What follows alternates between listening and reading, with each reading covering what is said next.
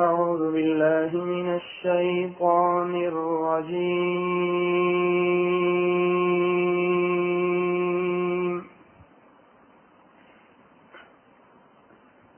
بسم الله الرحمن الرحيم.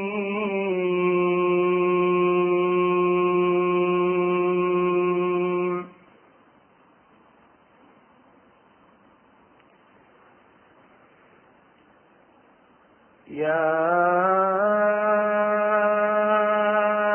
أيها الذين آمنوا لا تكونوا كالذين آذوا موسى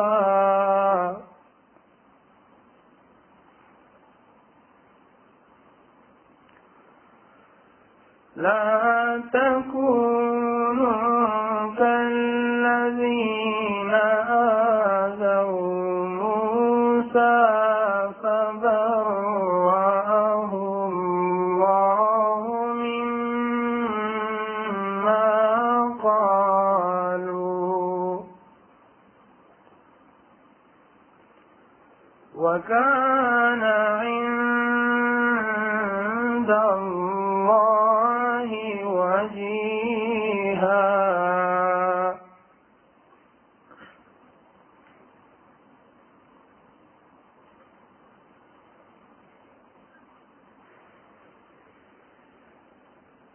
يا أيها الذين آمنوا لا تكونوا كالذين آذوا موسى فبرأه الله مما قالوا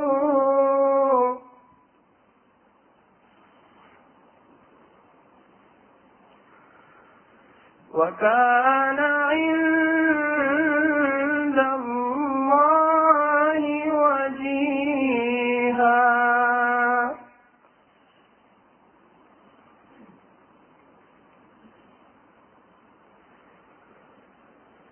يا أيها الذين آمنوا اتقوا الله وقولوا قولا سديدا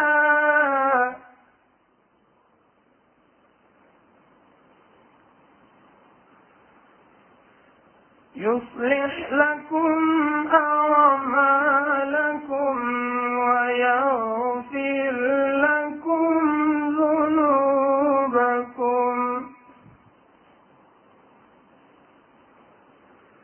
ومن يطع الله ورسوله فقد فاز فوزا عظيما.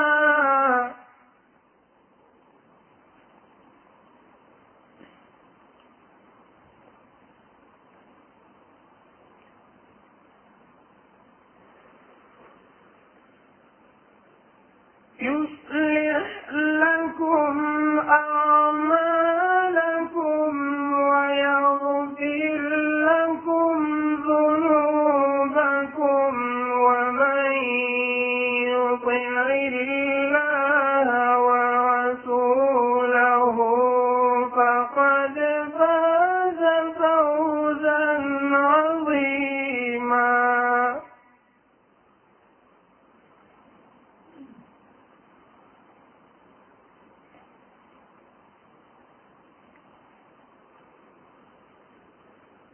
إنا عرضنا الأمانة على السماوات والأرض والجبال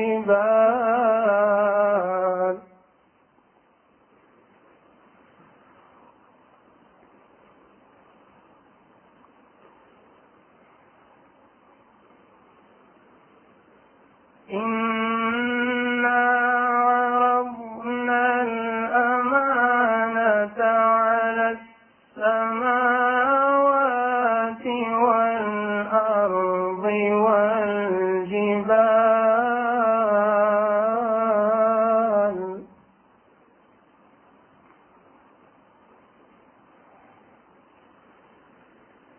فأبين أن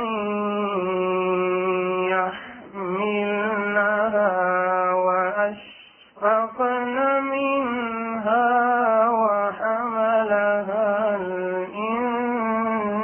الإنسان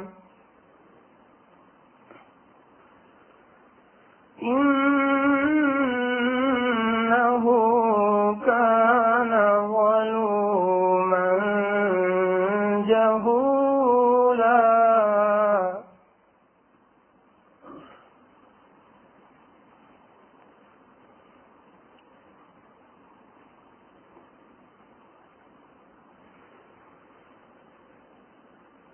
إنا عرضنا الأمانة على السماوات والأرض والجبال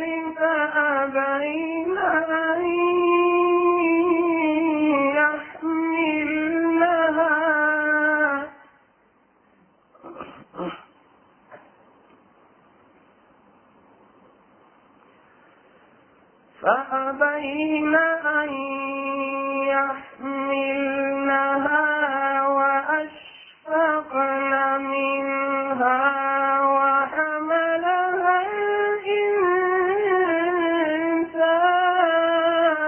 الإنسان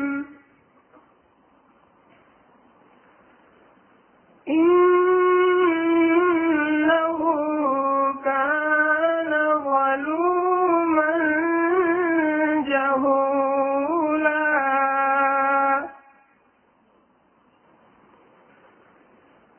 ليعذب الله المنافقين والمنافقات والمشركين والمشركات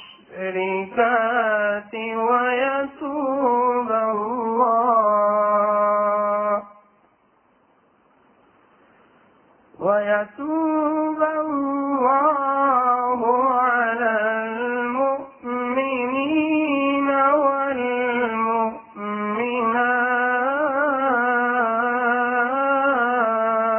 والمؤمنات وكان الله غفورا رحيما. صدق الله العلي العظيم. أعوذ بالله من الشيطان الرجيم. بسم الله الرحمن الرحيم.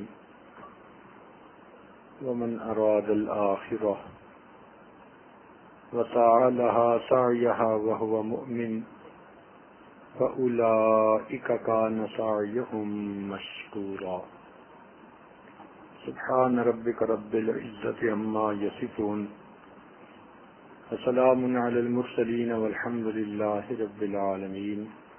اللهم صل على سيدنا محمد وعلى آل سيدنا محمد وبارك وسلم. اللهم صل على سيدنا محمد وعلى آل سيدنا محمد وبارك وسلم. اللهم صل على سيدنا محمد وعلى آل سيدنا محمد وبارك وسلم. انسان کے اعمال پر انسان کے حالات کا فیصلہ کیا جاتا ہے. اگر اعمال اچھے ہوں اللہ تعالی حالات کو اچھا کر دیتے ہیں، اعمال برے ہوں اللہ تعالی حالات کو برا کر دیتے ہیں.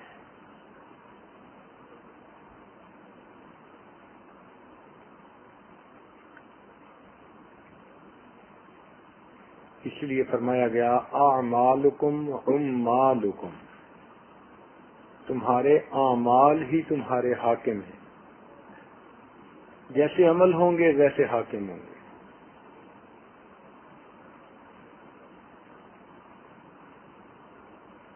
آج کا انسان یہ چاہتا ہے حالات پہلے ٹھیک ہوں عمل میں بعد میں ٹھیک کروں، یہ خدائی ترتیب کو الٹنے والی بات ہے۔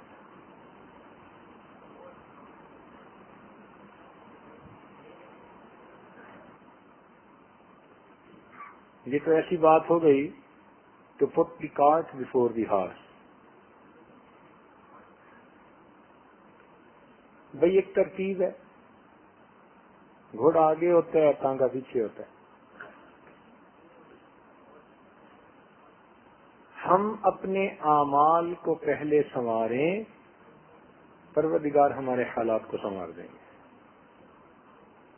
اکثر یہ پوچھا گیا، سنا گیا، بلکہ پوچھو بھئی آپ مسجد میں نہیں آتے؟ جی بس کچھ کام کاروبار ٹھیک نہیں، ذرا ٹھیک ہو گیا آ جاؤں گا۔ یعنی پہلے حالات ٹھیک ہو، بعد میں اعمال کو ٹھیک کروں گا۔ ہم الٹی ترتیب چلنا چاہتے ہیں، یہ نہیں ہوتا۔ چنانچہ جو لوگ اپنے اعمال کو درست کرتے ہیں، اللہ تعالیٰ پھر ان کے حالات کو بھی درست فرما دیں گے۔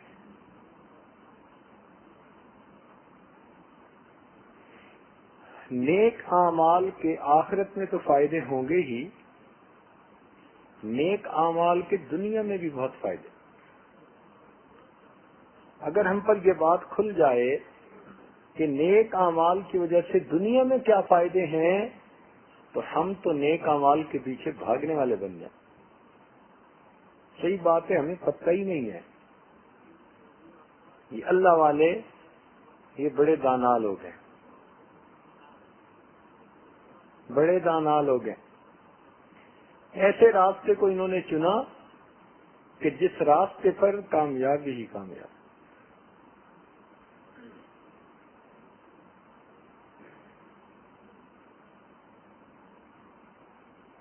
یہ بازی عشق کی بازی ہے، جو چاہو لگا دو ڈر کیسا۔ یہ بازی عشق کی بازی ہے، جو چاہو لگا دو ڈر کیسا۔ گر جیت گئے تو کیا کہنے، گر ہار گئے تو مات نہیں۔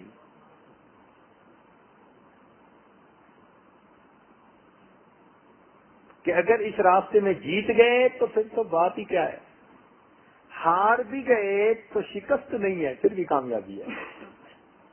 اللہ کے نام پہ بازی ہارے نا۔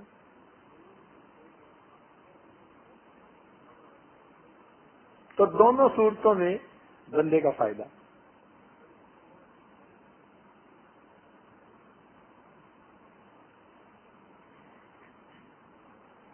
اعمال صالحہ کے دنیاوی فائدوں میں سے ایک فائدہ کہ اللہ تعالیٰ رزق میں اضافہ فرما دیتے ہیں۔ قرآن مجید میں ارشاد فرمایا لَأَكَلُوا مِن فَوْقِهِمْ وَمِن تَحْتِ أَرْجُلِهِمْ۔ اگر یہ لوگ نیکی تقوی کو اختیار کریں، ہم ان کو وہ نعمتیں کھلائیں جو اوپر سے اتارتے ہیں، اور وہ نعمتیں عطا کریں جو پاؤں کے نیچے زمین سے نکال دیں۔ انسان دو چیزوں کا نام، ایک جسم اور ایک روح۔ جسم مٹی سے بنا، جسم کی جتنی بھی ضروریات ہیں وہ مٹی سے نکلتی ہے۔ پانی مٹی سے نکلتا ہے، زمین سے۔ سبزیاں، پھل زمین سے نکلتے ہیں۔ لباس بنانے کے لیے فصلیں، پتن وغیرہ کی زمین سے نکلتی ہیں۔ مکان بنانے کے لیے تمام چیزوں کی معدنیات زمین سے نکلتی ہیں۔ تو بدن کی جتنی بھی ضروریات ہیں اللہ تعالیٰ نے ان کو زمین میں رکھ دیا ہے۔ روح عالم امر سے آئی ہوئی ایک چیز ہے۔ اس روح کی غذا بھی اوپر سے آنے والے انوار و تجلیات ہیں۔ اللہ تعالیٰ فرماتے ہیں کہ میرے بندے، اگر تم تقوی اختیار کرو گے، ہم تمہارے اوپر نور کی بارش برسائیں گے جو تمہاری روحانی غذا بنے گی، اور زمین سے تمہارے لیے وہ نعمتیں نکالیں گے وہ تمہاری جسمانی غذا بن جائے گی۔ تم بس کرو گے، اتنا تمہیں عطا کریں گے۔ اب دیکھو کہ آدم علیہ السلام کے زمانے میں تھوڑے لوگ تھے، بڑھتے گئے، آج بلینز میں لوگ ہیں، تو زمین میں کچھ کم ہوا؟ کوئی کسان کہتا ہے کہ جی اب میری زمین نے فصل اگانی چھوڑ دی، بیج ڈالتا ہے، زمین فصل نکال دیتی ہے، اور ابھی زمین کو پتہ ہی نہیں کہ کچھ نکلا بھی ہے یا نہیں۔ واہ میرے مولا، آپ نے کتنی برکت زمین میں رکھ دی، اربوں انسان روزانہ ان نعمتوں کو کھا رہے ہیں اور زمین کے اندر کے خزانوں کو بھی پتہ بھی نہیں۔ اس لیے زمین کو بنانے میں 2 دن لگے تھے اور انسان کی غذائیں اس میں رکھنے میں 4 دن لگے تھے۔ وبارک فیہا فی 4 ایام، اللہ فرماتے ہیں 4 دنوں میں ہم نے تمہارے لیے برکتیں رکھی، وہ ریشو پرپورشن سیٹ کر دیا، چنانچہ آج زمین کے اندر سے جو فصل کے لیے ضروری ہے وہ نیوٹرینٹس مل جاتے ہیں۔ ہزاروں سال گزر گئے، بھئی کچھ تو کم ہو جاتا نہیں، اللہ تعالیٰ کا بنایا ہوا نظام ہے۔ بلکہ سائنسدانوں نے یہ بات لکھی کہ اگر ہم زمین سے سبزی لیں یا پھل لیں اور باقی زمین سے جو نکلتا ہے وہ زمین کو واپس دے دیں تو ہمیں انسان کی بنی کھادوں کی پوری عمر ضرورت ہی نہیں ہے۔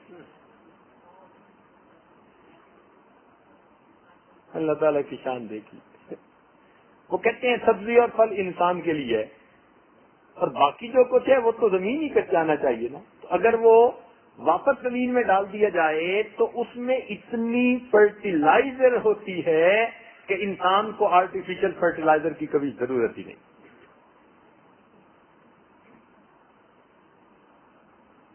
اللہ تعالیٰ نے دیکھو زمین میں انسان کے لیے کیا کچھ رکھ دیا ہے۔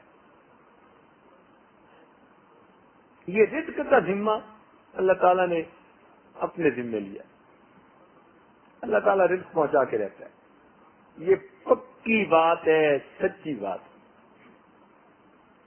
وَمَا مِن دَابَّةٍ فِي الْأَرْضِ إِلَّا عَلَى اللَّهِ رِزْقُهَا، زمین میں جو بھی کوئی جاندار ہے اس کا رزق ہمارے ذمے ہے، اللہ تعالیٰ رزق پہنچاتے ہیں۔ سمندر میں مچھلیوں کو، ہوا میں پرندوں کو اور زمین پہ انسان کو، ہر ایک کو اس کا رزق پہنچتا ہے۔ اچھا انسان تو پھر بھی جمع کر کے رکھتا ہے، لیکن پرندے کون سا جمع کرتے ہیں بھائی؟ کوئی ہے پرندہ جو اپنے گھونسلے میں جمع کر کے رکھتا ہو؟ کوئی نہیں رکھتا۔ روز اللہ توکل نکلتے ہیں اور اللہ تعالیٰ روز ان کو رزق عطا فرما دیتے۔ بلے رزق نہ بندے پکھو تے درویش، جنہ تکیا رب دا انہ رزق ہمیش، کہ درویش اور پرندے یہ اپنے پلے رزق نہیں باندھا کرتے، جن کو اللہ پہ توکل ہوتی ہے ان کو رزق ہمیش ملا کرتا ہے، روز اللہ ان کو عطا فرماتا ہے۔ رزق کا معاملہ ایسا ہے۔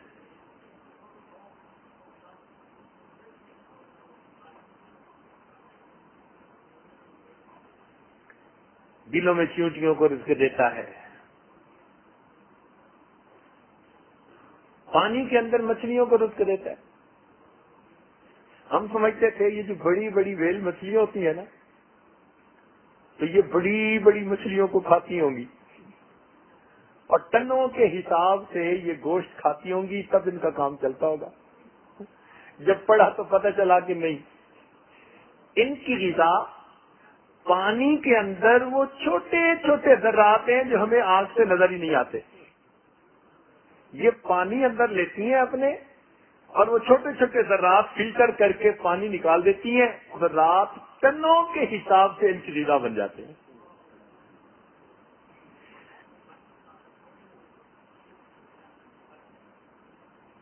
ہم نے ایک ایکویریم امریکہ میں تھا، اس میں پڑھا کہ جب بلو ویل پیدا ہوتی ہے تو اس کی زندگی میں ایسے دن آتے ہیں کہ 500 kg اس کا وزن ڈیلی بڑھتا ہے۔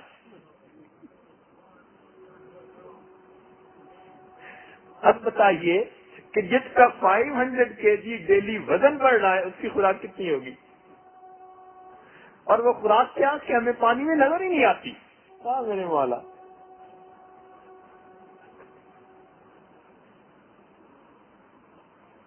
رزق کا بندوبست پروردگار نے کر دیا. ہمارے ایک دوست ڈاکٹر صاحب تھے, وہ اپنی فیملی کے ساتھ پہاڑی علاقے میں ذرا گھومنے پھرنے گئے. ایک پہاڑ پر گول خوبصورت سا پتھر تھا. اس پر جب ان کی نظر پڑی نا تو ان کی بیٹی نے کہا کہ ممی وہ پتھر دیکھو, جیسے ہمارے ڈرائنگ روم کا کلر ہے نا بالکل اس سے میچ کرتا ہے. ماں نے کہا بیٹی اٹھا لو. وہ گول سا پتھر تھا, چھوٹا سا, انہوں نے اٹھا لیا. ان کی وائف نے کہا کہ ہم اس کو سفر کی یادگار کے طور پر اپنے ڈرائنگ روم میں رکھیں گے. 2 سال وہ پتھر ان کے ڈرائنگ روم میں رہا. ایک دن ان کی بیوی صفائی کر رہی تھی خود. اس نے جب پتھر کو اٹھایا تو وہ پتھر اس کے ہاتھ سے پھسلا تو فرش پہ اوپر گر کے 2 ٹکڑے ہوا. اس نے دیکھا تو اس کے اندر ایک سوراخ تھا, ایک کیویٹی تھی اندر. جب اس نے دیکھا تو ایک کیڑا اس میں سے نکل کے فرش کے اوپر چلنے لگے. حیران کہ 2 سال یہ پتھر ہمارے گھر پہ رہا, اے مالک تو کتنا بڑا ہے, بند پتھروں میں بھی تو کیڑوں کو غذا پہنچا دیتا ہے.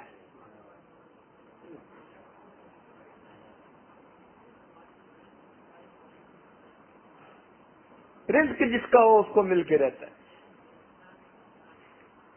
ایک دفعہ ہمیں سفر کرنا تھا, گرمی کا موسم, تو میں نے گاڑی چلانے والے بندے سے کہہ دیا کہ بھائی صبح ذرا جلدی نکلیں گے تاکہ دھوپ ہونے سے پہلے پہلے کوئی 4-5 گھنٹے کا سفر ہے یہ مکمل کر لیں. لاہور سے خانیوال جانا تھا. اس نے کہا بہت اچھا. اب اللہ تعالیٰ کی شان دیکھیں کہ جب ہم نے سفر شروع کیا تو صبح صبح تو سڑکیں خالی ہوتی ہیں اور سڑک بنی ہوئی بھی اچھی تھی, تو ڈرائیور سفر طے کرنے کے شوق میں اس کو ذرا تیزی سے طے کر رہا تھا. یہ آج پچھلی سیٹ پر بیٹھا کسی کتاب کا مطالعہ کر رہا تھا. اچانک اس ڈرائیور نے نا زور کی بریک لگائی, کافی زور کی بریک لگائی نا تو جیسے کوئی چیز گاڑی کے ساتھ ٹکراتی ہے ایسے فرنٹ پہ ذرا ٹکرائی بھی تھی, آواز سی آئی. میں نے ان سے پوچھا کیا ہوا؟ کہتے حضرت بس کتا آگے آ گیا تھا, میں نے بچانے کی بڑی کوشش کی مگر لگتا ہے وہ نیچے آ گیا. میں نے کہا مجھے لگتا ہے کہ آپ نے رات کو نیند نہیں پوری کی, آپ کو نیند آ رہی ہے. آپ کو میں نے پہلے بھی سمجھایا کہ جب سفر پہ نکلنا ہو تو رات نیند پوری کرتے ہیں. اچھا ایسے کریں کہ آگے آپ کو کوئی ہوٹل ملے تو ذرا روکنا, میں آپ کو ایک ڈرائیور کپ چائے پلاؤں گا تاکہ آپ کی نیند ٹھیک ہو جائے. خیر اس نے پھر گاڑی بھگانی شروع کر دی. 30 یا 35 میل گاڑی چلی اور 35 میل کے بعد جا کر ایک ریسٹورانٹ تھا سڑک کے بالکل اوپر بڑا. اس نے وہاں جا کے گاڑی روکی. میں نے اسے کہا آپ چائے پیئیں. تو دل میں خیال آیا کہ بھئی وہ پتہ نہیں آگے کوئی چیز لگی تھی تو ڈینٹ پڑا, کیا ہوا, میں ذرا دیکھوں جو صحیح. تو اس عاجز نے نیچے اتر کے جو فرنٹ پہ آ کے دیکھا تو حیران رہ گیا کہ آگے کے بمپر کے اوپر وہ کتا آرام سے بیٹھا ہے. یا اللہ, 35 کلومیٹر ہم نے تیز رفتاری کے ساتھ سفر کیا, 120, 30, 40 پہ گاڑی تھی, کتا یوں بیٹھا ہوا. اب میں نے جب کتے کو قریب سے دیکھا, اس نے بھی دیکھا اور محسوس کیا کہ گاڑی تو بند ہے, تو اب وہ آہستہ سے نیچے اترا تو 1 میٹر کے فاصلے پر ریسٹورانٹ والوں نے ہڈیوں کا ڈھیر لگایا ہوا تھا, تو اس نے آرام سے ہڈیاں گانی شروع کر دی. میں نے کہا اللہ, بس اب بات سمجھ میں آ گئی. اصل میں اس کا رزق آپ نے یہاں رکھا ہوا تھا اور کتے کے اندر اتنی استطاعت نہیں تھی کہ یہ چند منٹ میں اتنا فاصلہ طے کرتا. اللہ نے آپ کی ہماری گاڑی کو اس کی رائڈ بنا دیا. تو ہوا کیا تھا, ادھر ڈرائیور نے بریک لگائی اور ادھر اس کتے نے جمپ لگایا تو گاڑی ذرا جہاں آہستہ ہوئی وہ بمپر کے اوپر آ کر یوں پڑا اور وہیں بیٹھ گیا. نہ اس کو چوٹ لگی نہ 35 کلومیٹر کا سفر اللہ نے کروا دیا بغیر ٹکٹ کے. رزق کا معاملہ اللہ کے اختیار میں. وہ ہڈیاں تھیں اس کا رزق, اس نے کھانا تھا, اللہ تعالیٰ نے اس کو پہنچانا تھا. ایک صاحب کوئٹہ میں تھے, ان کا بیٹا تھا کوئی 7-8 سال کا. اب یہ بچے چھوٹے جو ہوتے ہیں نا, یہ کوئی نہ کوئی الٹی سیدھی حرکت کرتے ہی رہتے ہیں, کچھ نہ کچھ کرتے رہیں گے. دے بکری, دے بندر, دے بچہ, یہ تینوں کچھ نہ کچھ کرتے ہی رہیں گے, آرام نہیں ان کو. وہ چنے بیٹھا کھا رہا تھا اور چنے کہتے کہ یہاں سے اٹھا کے نا وہ پھینکتا اور منہ سے کیچ کرتا, پھر دانا پھینکتا پھر منہ سے کیچ کرتا. اللہ تعالیٰ کی شان کے بے دھیانی میں جو اس نے دانا پھینکا نا تو سیدھا ناک کے اندر چلا گیا. اب اس نے جلدی سے انگلی جب اور اندر پینک ہو گیا تھوڑا, اور اس کو اگر اس نے نکالنا چاہا تو وہ اچھی طرح ناک کے اندر کے سوراخ میں پہنچ گیا. اب وہ ماں کے پاس آیا, امی یہ ہو گیا ہے. اب ماں سمجھدار تھی, وہ کہنے لگی کہ اس نے اتنا آگے پہلے سے پہنچا دیا, اگر میں نے کوشش کی تو ایسا نہ ہو کہ یہ اور اندر چلا جائے, زخم ہو جائے, کوئی کمپلیکیشن ہو جائے. مگر عجیب اللہ تعالیٰ کی شان کہ اسی دن انہوں نے لاہور واپس آنا تھا اپنے کسی عزیز کی شادی کے سلسلے میں, اور 1.25 گھنٹہ فلائٹ میں باقی رہ گیا تھا.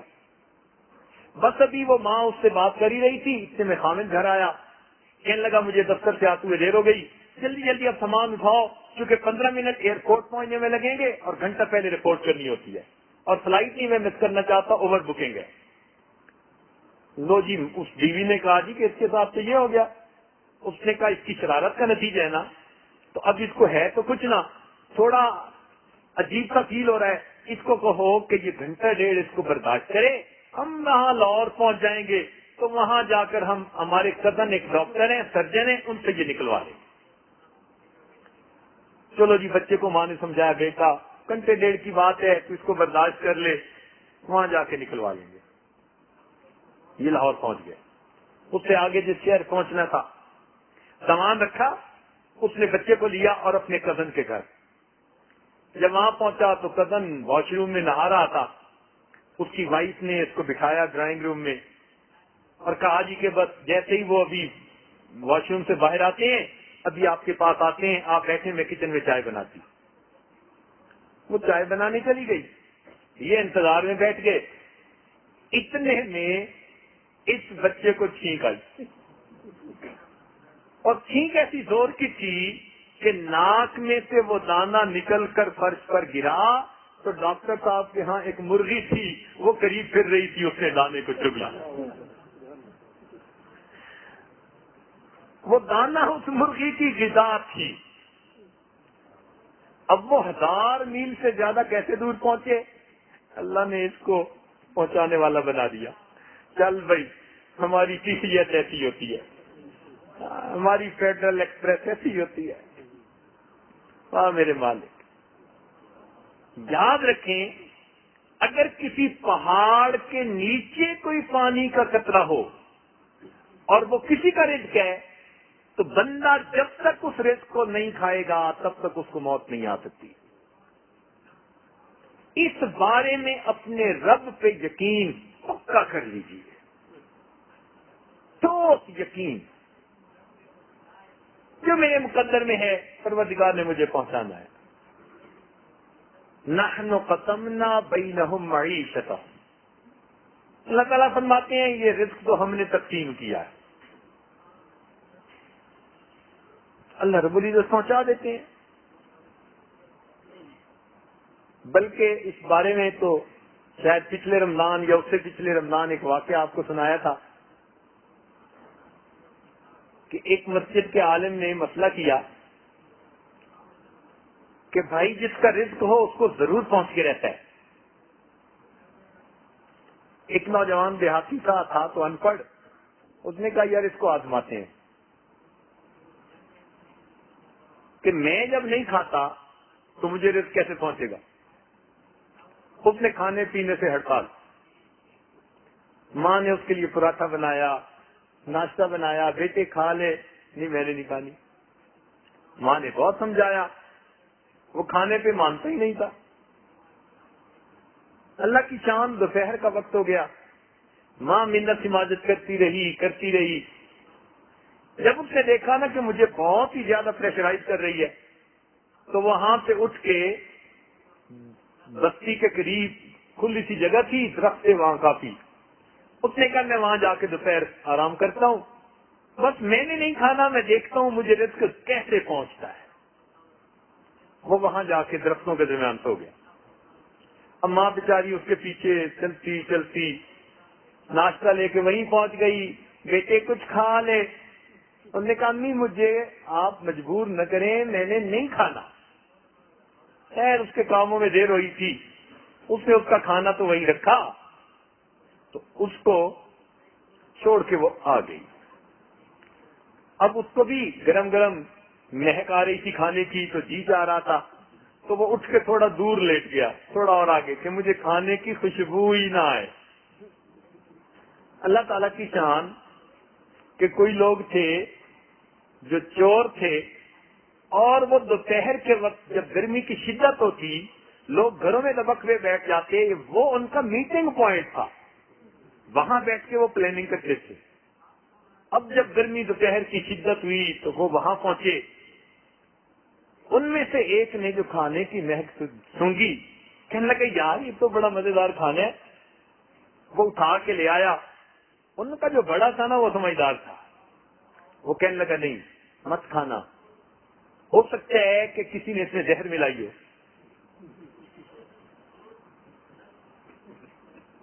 اور ہمارے لیے ٹریپ ہو یہ، نہیں کھانا. اس نے کہا کون ملا سکتا ہے؟ اس نے کہا اچھا یار جس نے ملائی ہوگی قریب ہی ہوگا کہیں، ذرا دیکھو تو صحیح. اب وہ جو ادھر چلے تو یہ صاحب پڑے ہوئے مل گئے ان کو، انہوں نے پکڑ لیا. اچھا تو مکاری کر رہا ہے، لیٹا پڑا ہے، تو نے یہ کھانا رکھا، چل کھا اس کو. کہتے جی میں نہیں کھاتا. اب ان کو پکا یقین ہو گیا کہ اس نے ہی کچھ ملایا. وہ کہنے لگے کھا، کہتے میں نہیں کھاتا. اب انہوں نے جوتے اتارے اور اس کے لگانے شروع کر دیے، خوب جوتے مارے. جب سکھا کے اس کی پٹائی کی نا تو اس نے کہا کہ زبردستی اس کے منہ میں ڈالو. اب اس نے ایک نے منہ کھولا، دوسرے نے زبردستی لقمہ ڈالا، تیسرے نے جوتے لگائے. جب لقمہ اندر گیا کہنے لگا مارو نہیں، میں تمہیں بتا دیتا ہوں، بات بتا دیتا ہوں. تو بات کیا ہے کہ جی اصل وجہ تو یہ تھی اس میں کوئی زہر نہیں ہے. تو بہرحال آپ لوگوں نے جتنا مار لیا اتنا ہی کافی ہے، خدا کے واسطے اور کچھ نہ کو. خیر انہوں نے چھوڑ دیا. اب یہ گھر آ گیا، روٹی کھانی شروع کر دی. خیر اب جب اگلا جمعہ کا دن آیا تو مولانا صاحب نے پھر آگے جو ہے وہ اپنا مسئلہ چھیڑا اور مزید آیتیں اور حدیثیں اور ساری بتائیں. یہ غور سے سنتا رہا. جب جمعہ پڑھ لیا نا تو اٹھا اور مولانا صاحب سے آ کے ملا. کہتے مولانا صاحب آپ مسئلے ادھورے نہ کیا کریں، مسئلے پورے کیا کریں. انہوں نے کہا کیا مطلب؟ کہ مولانا آپ مسئلے ادھورے کرتے ہیں، مسئلے پورے کیا کریں. اس نے کہا پورے کیا؟ یہ آپ نے پچھلی دفعہ کہا تھا کہ جس کا رزق ہوتا ہے اس کو پہنچ کے رہتا ہے. تو بھائی یہ پورا مسئلہ ہی تو کیا. کہنے لگا یہ ادھورا ہے. پورا مسئلہ یہ ہے جس کا رزق ہو اس کو پہنچ کے رہتا ہے، اور جو نہ کھانا چاہے اللہ اس کو جوتے مار مار کے کھلاتا ہے.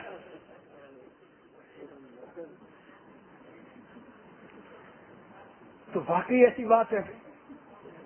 آپ نیت تو کریں کہ میں نہیں کھاتا، دیکھیں اللہ آپ کو کیسے کھلاتے ہیں. مجبور ہو کہ آپ کو کھانا پڑے گا. ہاں میرے مولا آپ کیسے دینے والے رزاق ہیں. کیسے پہنچانے والے رزاق ہیں؟ اللہ رب العزت نے رزق کا ذمہ لیا ہے. اور یاد رکھنا کہ جب بندہ اس رزق کو نیکی کے نظام میں استعمال کرتا ہے نا، پھر اللہ تعالیٰ اس رزق میں برکت دے دیتے ہیں، اس رزق میں برکت دیتے ہیں. اسی لیے رزق کا معاملہ اللہ کے اختیار میں.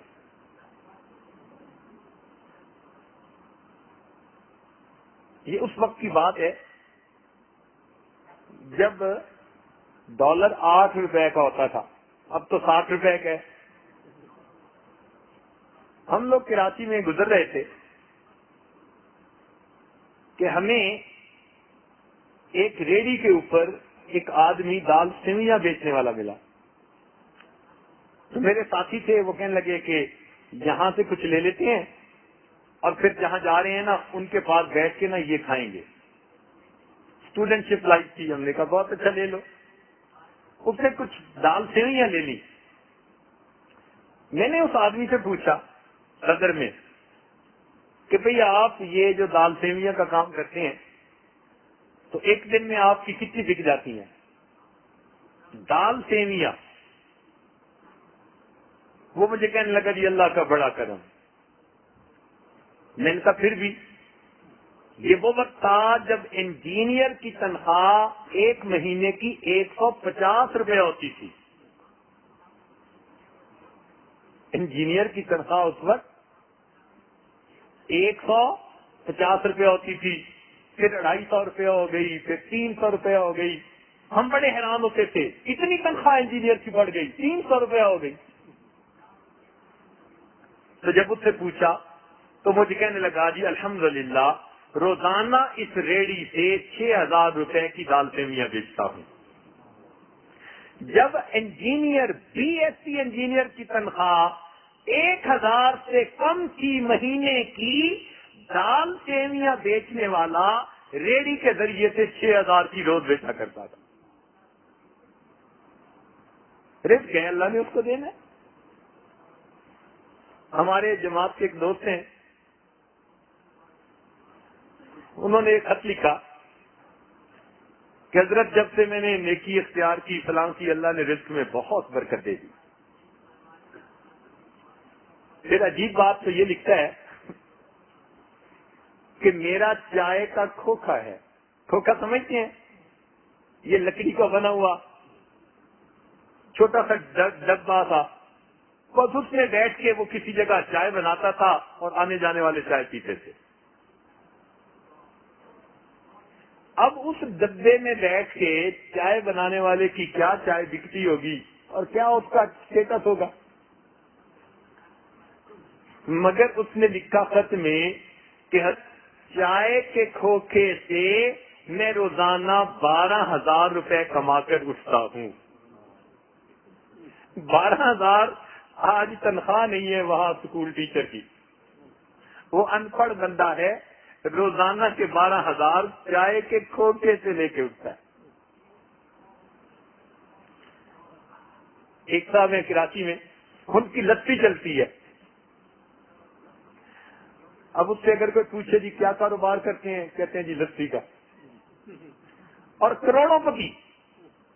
ہم نے عجیب بات دیکھی کہ اس کی دکان کے اوپر یہ جو بور ہول کی موٹر ہوتی ہے نا یہ لگی ہوئی ہے، اور ایک ٹینک ہے اسٹینلیس اسٹیل کا، اور اس میں بندے رکھے ہوئے ہیں، وہ اس کے اوپر دہی ڈالتے جا رہے ہیں اور بوریوں کی بوریاں چینی کی ڈالتے جا رہے ہیں، اور اس کے اندر سٹیرر لگا ہوا ہے اور وہ خود بخود لسی بن رہی ہے. اور اس میں آگے جیسے وضو کے ٹیپ ہے نا، ایسے ٹیپ لگائے ہوئے ہیں ایک لائن میں، اور ایک وقت میں کوئی 30-40 گلاس بھر بھر کے، اور لوگوں کی لائن ہے، 200 بندوں کی لائن لگی ہے، وہ گلاس بھر بھر کے دیتا جا رہا ہے. لسی سے اللہ نے اس کو کروڑوں پتی بنا دیا. سمجھ میں آنے والی بات؟ اللہ نے رزق پہنچانا ہے. چنانچہ ایک آدمی ملا، کہنے لگا جی کہ شروع میں میرا رزق بہت ہی تھوڑا تھا، دعائیں مانگتا تھا. کوئی اللہ والے میرے گھر آئے اور انہوں نے دعا دے دی. اس دعا کا نتیجہ نکلا کہ اللہ رب العزت نے میری سپاری چلا دی. کیا چلا دی؟ سپاری چلا دی. کہنے لگا اس وقت اگر میں دیکھنا چاہوں کہ میرے پیسے کتنے ہیں مجھے اپنے اکاؤنٹ معلوم کرنے میں 1 مہینہ لگتا ہے.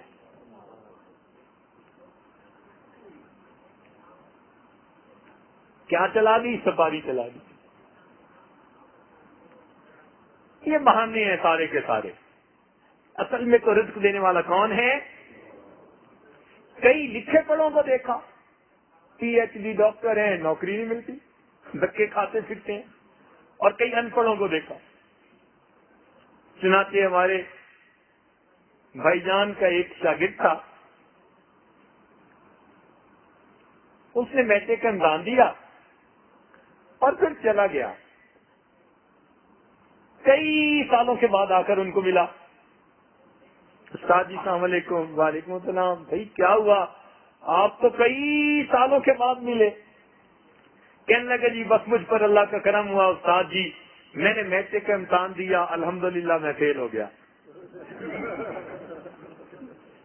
وہ بڑے حیران, یہ کیا رہا ہے بھائی, کیا کہہ رہے ہو؟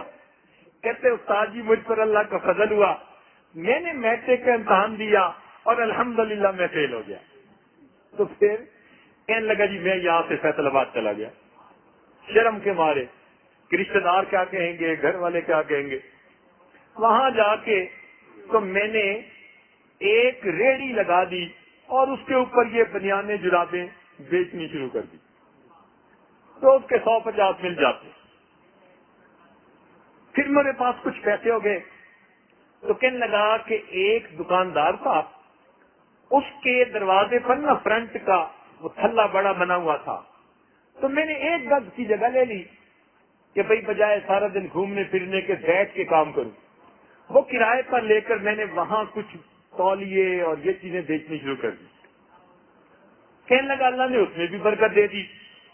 پھر آہستہ آہستہ میں نے ایک دکان کرائے پر لے لی, اس میں اللہ نے برکت دے دی. کہنے لگا کہ مجھے 4 سال گزرے ہیں اور 4 سال میں فیصل آباد میں تھوک کی کپڑے کی 2 دکانوں کا مالک بنا ہوا. یعنی ہول سیل کی کپڑے کی 2 دکانیں ہیں اور ان کا میں مالک ہوں اور مجھے کوئی قرض کسی کا نہیں دینا. کہنے لگا استاد جی اگر میں میٹرک میں پاس ہو جاتا تو کہیں کلرک لگ جاتا. شکر ہے میں فیل ہو گیا, اللہ نے مجھے اس وقت اتنا بڑا بزنس مین بنا دیا. پروردگار نے رزق پہنچانے, پڑھے لکھے منہ دیکھتے رہ جاتے ہیں, اللہ ان پڑھوں کو رزق عطا کر دے. بھائی اس کا تعلق نہ عقل سے ہے, نہ شکل سے ہے, نہ خاندان سے ہے, اس کا تعلق بندے کے قسمت سے ہے, مقدر سے. نحن قسمنا بینہم معیشتہم. اس لیے جو بندہ ضرورت سے زیادہ ہینکی کرتا ہے نا, اسمارٹ بننے کی کوشش کرتا ہے, اس کا بزنس پھر یوں نہیں جاتا ہے. ہم نے کتنوں کو ڈوبتے دیکھا اپنی زندگی میں. اس لیے جب ملنا ہی ہے تو انسان رزق کے حلال کیوں نہ کمائے. رزق کے حلال. اچھا کئی لوگوں کو دیکھا اچھا کاروبار چل رہا ہے, بڑے کاروبار کے شوق میں بینک سے لون لے لیتے ہیں. ٹھیک کام تھا, پرسکون زندگی تھی, عزت تھی, سب کچھ تھا, بڑے کاروبار کے شوق میں جی کنسائنمنٹ منگانی ہے, کنٹینر منگانے ہیں, تو بینک سے لون لے لی. بس ایسی بے برکتی ہوتی ہے, جو پہلے ہوتا ہے وہ بھی سارا بینک رفتی ہو جاتی. اس لیے اس حرام سے انسان بہت بچے. آپ یوں سمجھیں کہ جیسے دودھ ہو, اس کے اندر کوئی پیشاب کو ملاتا ہے, کبھی نہیں نہ ملاتا. ایسے ہی کوئی حلال کے پیسوں میں ذرا سود کے پیسے ملاتے ہیں. یہ سود کے پیسے تو پخانہ اور پیشاب کی مانند ہے. اس لیے اہل اللہ جب کچھ کی نظر سے دیکھتے ہیں, ان کو سود کی یہ ساری چیزیں نجاست اور پخانے کی طرح نظر آتی. تھوڑے سے راضی ہو جائیے, صبر کر لیجئے, اللہ تعالیٰ اسی میں برکت دیں گے، مگر اس سود کے چکر میں مت پڑیے۔ اس لیے کہ قرآن مجید میں ہے جو بندہ سود کا کام کرے گا فَأَذَنُوا بِحَرْبٍ مِّنَ اللَّهِ وَرَسُولِهِ، اللہ تعالیٰ اور اس کے رسول سے جنگ کے لیے تیار ہو جاؤ۔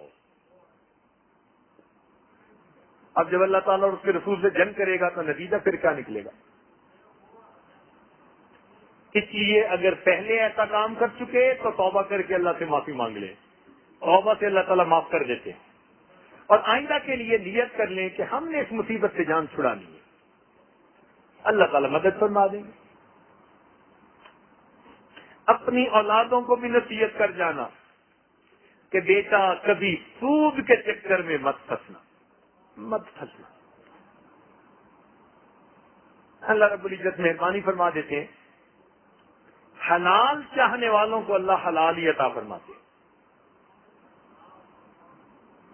رزق کے اندر برکت کیسے ہو اس کے چند اصول ہیں۔ پہلا اصول تو یہ کہ جو آدمی نیکی، دیانت، سچائی کے ساتھ اپنا کاروبار کرے، ان چیزوں کی وجہ سے برکت لازمی ہوتی ہے۔ دلیل اس کی کہ خدیجہ الکبریٰ رضی اللہ تعالی عنہا نے نبی علیہ الصلوۃ والسلام کو سامان تجارت دے کر بھیجا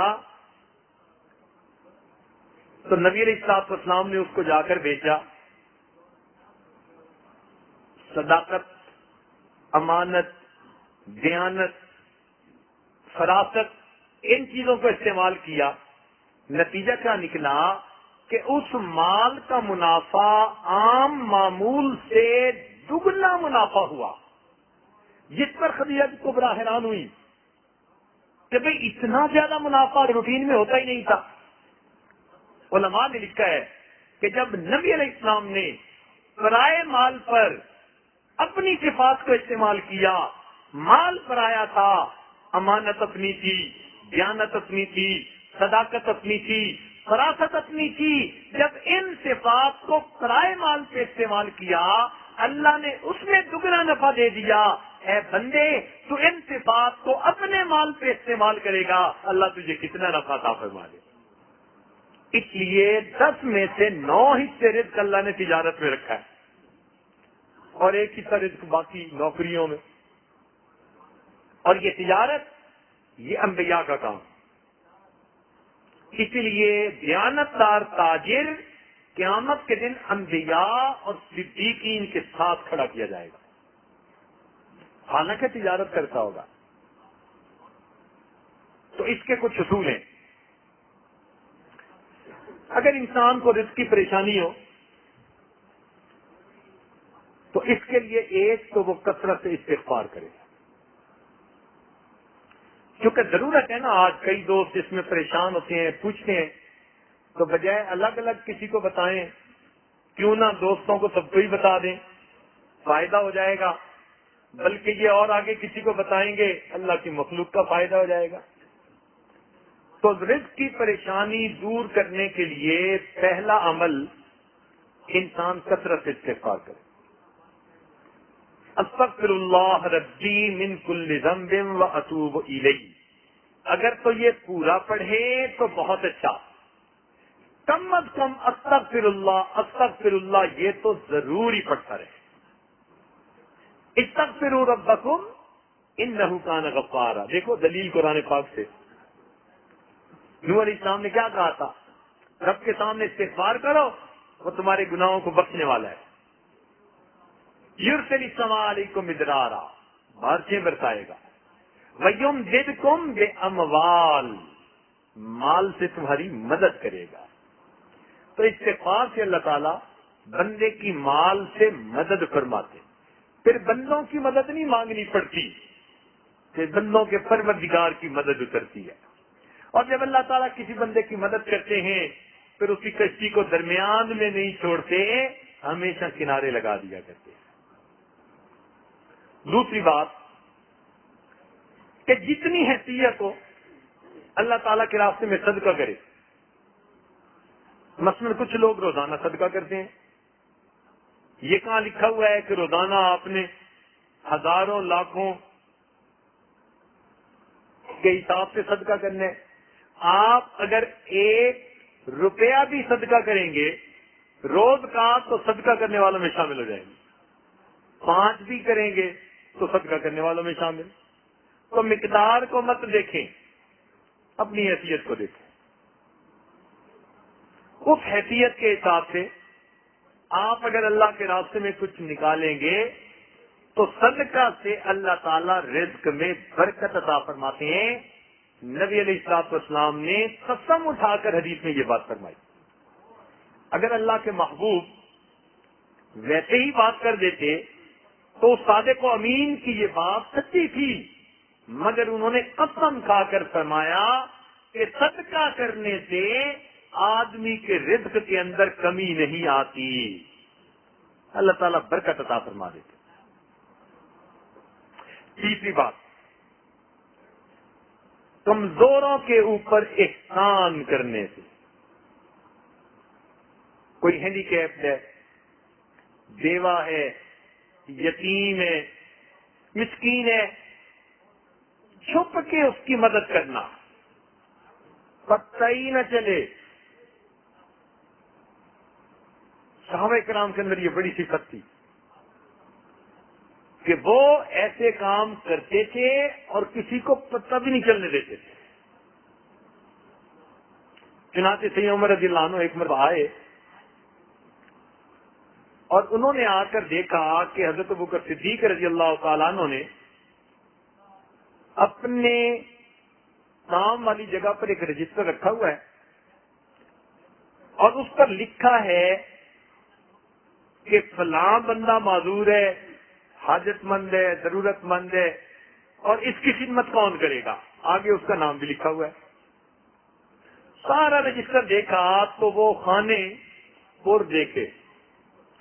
ایک جگہ لکھا تھا کہ یہ بیوہ ہے، بوڑھی ہے، اس کے گھر میں جھاڑو دینا ہے اور پانی بھرنا ہے، مگر آگے اس کے خدمت کرنے والے خانے میں کوئی نام نہیں تھا. ان لائنوں نے رجسٹر دیکھا، انہوں نے نیت کر لی، اچھا بھائی اس کی خدمت میں کر لوں گا. چنانچہ اگلے دن فجر کے بعد اس کے گھر پہنچے، دروازے پہ دستک دی، اماں میں آپ کی خدمت کے لیے آیا ہوں. انہوں نے کہا جی خدمت کرنے والا تو آیا تھا، وہ خدمت کر کے چلا گیا. اچھا چلو میں کل فجر سے پہلے آ جاؤں گا. اگلے دن عمر رضی اللہ تعالیٰ عنہ تہجد پڑھنے کے بعد فجر سے پہلے ہی اس کے دروازے پر پہنچے کہ میں اس کی خدمت کروں گا، جھاڑو دوں گا، اس کا پانی بھر دوں گا. دستک دی، بڑھیا نے کہا جی کہ وہ تو کوئی آیا تھا، پانی بھی بھر گیا، جھاڑو بھی دے گیا. اچھا وہ بھی عمر بن خطاب تھے. کہنے لگے اچھا پھر میں دیکھتا ہوں. اگلے دن عشاء پڑھ کے وہ راستے میں ایک جگہ چھپ کے بیٹھ گئے. کہنے لگے اب دیکھتا ہوں کون جاتا ہے خدمت کرنے والا. آدھی رات جب گہری رات تھی نا، اس وقت اچانک انہوں نے دیکھا کہ کوئی آہستہ آہستہ قدموں سے اس بڑھیا کے دروازے کی طرف جا رہا ہے. اللہ نے کھڑے ہو گئے، کہنے لگے من انت، تو کون ہے؟ یہ پوچھا تو آگے جواب میں امیر المومنین سیدنا صدیق اکبر عنہ کی آواز آئی کہ میں ابو بکر ہوں. امیر المومنین آپ کہ ہاں میں اس بڑھیا کی خدمت میں کرتا تھا اور میں نے اپنا نام لکھنا مناسب نہیں سمجھا تھا، اس لیے تمہیں کھانا خالی نظر آیا، ورنہ اس کا پانی تو میں رات کو آ کے بھر دیتا. اتنے میں انہوں نے کیا دیکھا کہ امیر المومنین کے پاؤں میں جوتی نہیں تھی. تو عمر لانا نے پوچھا امیر المومنین رات میں آپ ننگے پاؤں گلیوں میں چل رہے ہیں؟ امیر المومنین نے کہا ہاں میں جوتا اس لیے نہیں پہنتا، میرے جوتوں کی آواز سے کسی کی نیند میں خلل نہ آ جائے. میرے جوتوں کی آواز سے کسی کی نیند میں خلل نہ آئے، میں رات کو ننگے پاؤں چل کے اس بڑھیا کا پانی بھر دیتا ہوں، اس کے گھر میں جھاڑو دے دیتا ہوں. ایسا اللہ کی رضا کے لیے کام کرتے تھے. تو ہم بھی اگر کسی پر احسان کریں تو یوں چھپ کے کریں. آج تو ہماری حالت یہ ہے نا کہ ہم دائیں ہاتھ سے گناہ کرتے ہیں، بائیں کو پتہ نہیں چلنے دیتے، ایسے چھپ کے گناہ کرتے ہیں. صحابہ کرام دائیں ہاتھ سے صدقہ کرتے تھے اور بائیں ہاتھ کو پتہ نہیں چلتا تھا. امام زین العابدین رحمۃ اللہ علیہ جب ان کی وفات ہوئی تو نہلانے والے نے، غسال نے دیکھا کہ ان کے کندھے کے اوپر نا ایک کالا سا نشان ہے. اللہ نے ان کو بڑا خوبصورت جسم دیا تھا، بڑے نازک بدن تھے، اور اللہ رب العزت نے سیمی تن بنایا تھا ان کو. اتنا خوبصورت جسم اور ایسا کالا سا نشان. تو غسل دینے والا بڑا حیران ہوا، بات سمجھ نہ آئی. تو اس نے پوچھا گھر کے لوگوں سے، بھئی یہ نشان تھا کیسا تھا؟ ہمیں بھی نہیں پتا. بات ان کی اہلیہ تک پہنچی، جی نشان کیسا تھا؟ جی ہمیں بھی پتہ نہیں ہے. عجیب سی بات. کئی دن گزر گئے. کئی دنوں کے بعد جو بیوائیں تھیں، جو نادار تھے، جو ہینڈی کیپ تھے، ان کے گھروں سے آواز آئی، وہ کہاں گیا جو ہمیں پانی پلایا کرتا تھا؟ تب پتہ چلا کہ رات کے اندھیرے میں پانی کی مشک اپنے کندھے پر لے کر ضرورت مند لوگوں کے گھروں میں پانی بھرا کرتے تھے، اور زندگی میں پتہ ہی نہیں تھا کسی کو کہ آگے بھر جاتا ہے. ان کے مرنے کے بعد پتہ چلا. یہ جو خدمت ہے نا، یہ اللہ تعالیٰ کو بڑی محبوب. چنانچہ ہمارے نقشبند سلسلہ کے بزرگ حضرت خواجہ بہاؤالدین نقشبند بخاری رحمۃ اللہ علیہ، ان کے بارے میں لکھا ہے کہ ایک مرتبہ جا رہے تھے تو انہوں نے قبرستان میں نا ایک زخمی کتے کو دیکھا. زخمی کتے کو دیکھا تو ان کے دل میں بڑا اثر ہوا کہ یہ کتا ہے اور زخمی ہے. تو ان کے پاس جو کچھ پیسہ تھا انہوں نے اس کی مرہم پٹی پہ لگا دیا. اب وہ روزانہ کاروبار کرتے، یعنی مزدوری وغیرہ جو تھی وہ کرتے، کچھ گھر والوں کو دیتے، اور جو بچہ وہ روٹی لے کر اس کتے کو وہیں ڈال آتے جہاں وہ زخمی حالت میں پڑا ہوا تھا. چند دن اس کتے کو وہ کھانا دیتے رہے اور اس کے زخم پہ مرہم لگاتے رہے، حتیٰ کہ وہ کتے کا زخم بھی ٹھیک ہوا اور وہ صحت مند بھی ہو گیا. جب وہ صحت مند ہو کر اس جگہ سے بدل کر جگہ چلا گیا، اللہ نے اس رات ان کو معرفت کا نور عطا کیا اور سلسلہ عالیہ نقشبندیہ کی نسبت کی تفصیلات عطا فرمائی. تو یہ ان کی زندگی کے حالات میں لکھا ہے کہ کتے کی خدمت کرنے پر اللہ نے ان کو اپنی معرفت کا نور عطا فرمایا. تو اگر ہم کسی انسان کی خدمت کریں گے، لیکن اس طرح نہیں کہ زکوٰۃ کا مال اکٹھا کیا، جی میں انڈیا میں 200 بچیوں کی شادی کرواتا ہوں اور پھر اس کو پبلش بھی کر دیا، اور وہاں جا کر مجمع لگایا. ایک صاحب ملے، وہ ہر سال 300 بچیوں کی شادی کرواتے ہیں. اب یہ ہے تو بہت اچھی بات، مگر انداز کیا کہ وہاں بھی چھپتا ہے ایک رسالہ، سیٹھ صاحب مشہور ہیں، اور وہاں پر پھر لوگ آتے ہیں اور سیٹھ صاحب. تو کسی نے مجھے بتایا، پھر وہ ملے تو خود ہی کہنے لگے میں 300 بچیوں کی شادی کرواتا ہوں. میں نے ان سے اتنا سوال پوچھا، میں نے کہا آپ کیوں کرواتے ہیں؟ تو آگے سے کہنے لگے کہ جب شادی کرواتا ہوں نا تو وہ جو لوگ آ کے شکریہ ادا کرتے ہیں بڑا مزہ آتا ہے. اب بتائیے کہ 300 بچیوں کی شادی، زکوٰۃ کا سارا پیسہ لگا دیا، اور اس کا نتیجہ کیا نکلا کہ ریٹرن میں کیا مانگا کہ جی جب وہ بچیوں کے بڑے آ کر شکریہ ادا کرتے ہیں نا جی تو بڑا مزہ آتا ہے. اتنے جتن کاٹنے کا کیا فائدہ ہوا؟ نہیں، دنیا میں نام نہیں چاہیے، دنیا کی ہمیں واہ نہیں چاہیے، ہمیں اللہ کے لیے کام کرنا ہے. تو ایک استغفار کرنا، دوسرا صدقہ کرنا، تیسرا کمزوروں پر احسان کرنا، اور چوتھا تقوی اختیار کرنا۔ تقوی اختیار کرنے پر اللہ تعالیٰ بندے کے رزق میں برکتیں عطا کر دیتے ہیں۔ تقوی اور پرہیزگاری، اللہ رب العزت مہربانی فرما دیتے ہیں۔ اور پانچویں چیز ہجرت کرنا۔ ہجرت کرنا یہ بھی رزق کے بڑھنے کا سبب ہے، حدیث پاک میں آتا ہے۔ چنانچہ ایک بندے کا اگر کام ایک جگہ نہیں چل رہا تو یہ بھی ایک ہے کہ وہ اپنی جگہ بدل کے کسی اور جگہ جا کے کام شروع کر دے، اللہ تعالیٰ اس کے لیے ہو سکتا ہے وہاں رزق کھول دے۔ اور ایک آخری بات حدیث پاک میں جو کہی گئی کہ بار بار حج اور عمرہ کرنا یہ بھی بندے کا رزق بڑھنے کا ایک سبب بن جاتا ہے۔ جو آدمی آتا تھا نا جی کہ اللہ کے نبی میرے رزق کی تنگی ہے، نبی علیہ السلام فرماتے اچھا حج کر کے آؤ، حج کر کے آؤ۔ ایک اور بات بھی بتاتے تھے لیکن وہ آپ کو نہیں بتانی، اس کے لیے جوان بھی تیار ہوں گے، بوڑھے بھی تیار ہوں گے۔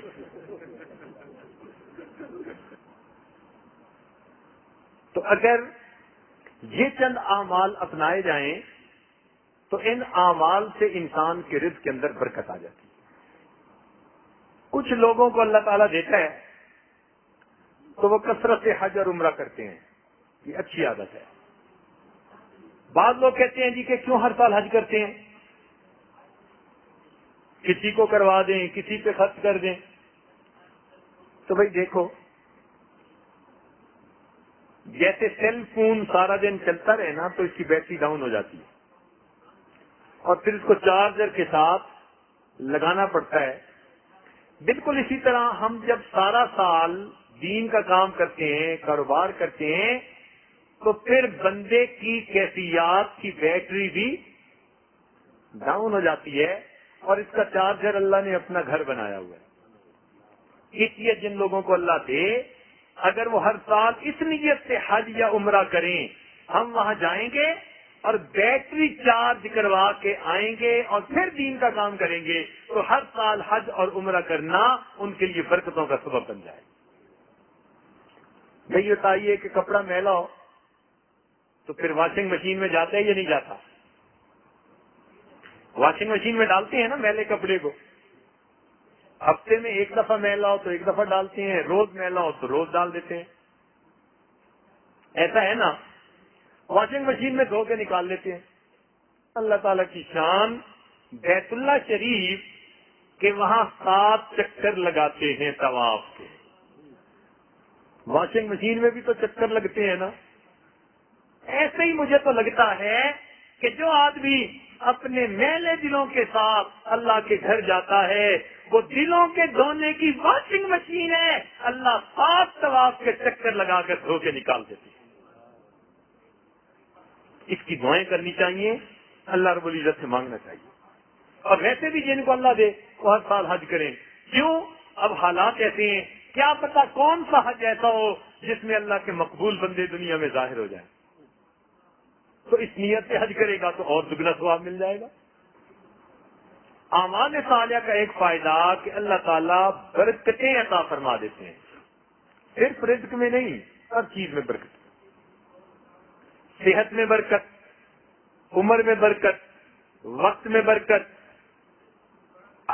عقل سمجھ میں برکت، اولاد میں برکت، دین میں برکت، عزت میں برکت، ہر چیز میں اللہ تعالیٰ برکتیں عطا فرما دیتے ہیں۔ چنانچہ ارشاد فرمایا وَلَوْ أَنَّ أَهْلَ الْقُرَىٰ آمَنُوا وَاتَّقَوْا، قرآن عظیم الشان، دیکھو اللہ کا کلام کیسا۔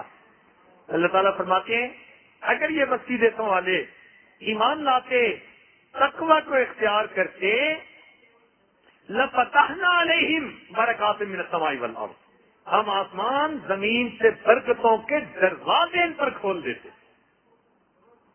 اللہ تعالیٰ برکتوں کے دروازے پھر کھول دیتے۔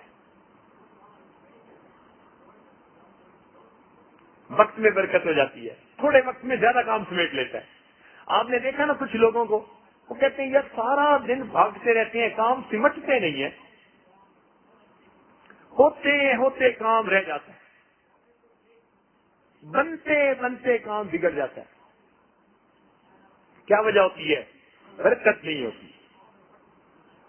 اور جن کو اللہ تعالیٰ مہربانی کر کے برکت دے دیتا ہے، تھوڑے وقت میں اللہ تعالیٰ ان کے زیادہ کاموں کو سمیٹ دیتا ہے۔ اب دیکھیے، ایک بزرگ تھے، وہ کتاب لکھتے تھے۔ جب فوت ہوئے تو ان کے کتابوں کے جو صفحے تھے ان کی تعداد گنی گئی، اور زندگی کے جو دن تھے ان کی تعداد گنی گئی۔ ہر دن میں 20 صفحے کتاب کے لکھنے ان کے نکلے۔ اب 20 صفحے تو ہم روز پڑھتے نہیں ہیں، 20 صفحے تو ہم پڑھتے نہیں ہیں، اور اگر اس میں سے ان کے پہلے 15 سے 20 سال تعلیم کے نکال دیے جائیں تو یہ 20 کی بجائے بھی 40 بن جائیں گے۔ تو 40 صفحے نئی کتاب کے روز لکھ دینا، اس کا مطلب ہے کئی دن ایسے بھی ہوں گے جب نہیں لکھ سکے ہوں گے، صحت بھی، بیماری بھی، سردی بھی، گرمی بھی، وطن میں بھی، مسافری بھی، 100 قسم کی باتیں ہیں۔ تو اس کا مطلب ہے کہ کبھی اگر نہیں لکھتے ہوں گے تو کسی دن میں 50، 60، 100 بھی لکھتے ہوں گے۔ اللہ سے رشتہ ایسا اللہ نے وقت میں برکت عطا فرما دی، تھوڑے وقت میں زیادہ کام کر گئے۔